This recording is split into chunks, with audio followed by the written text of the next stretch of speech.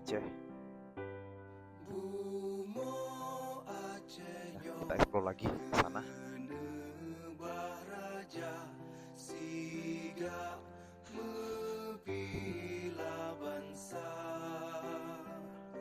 Oke, kita juga menemukan ada jengki. Ini dia jengki ya.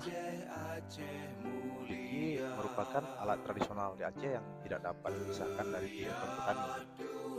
Jengki ini berfungsi sebagai penumbuk padi menjadi beras. Juga dapat dipakai untuk menumbuk kopi, sagu, amping beras, tepung, menumbuk bumbu masak dan kelapa. Ini dia bentuk darinya jengki. Ini jengki. Dan ini ada kerung padi ya. Ini dia kerung padi.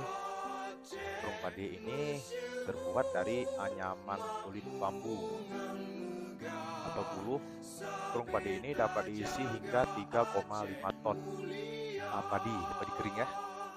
Bagian dalam dilapisi dengan tikar daun pandan. Kerung padi biasanya ditempatkan di bawah rumah atau pada bangunan lain yang khusus dibuat menyerupai balai di sekitar rumah. Ini dia untuk kerung padi. Nah, ini dia ada sebuah gerobak ya, gerobak.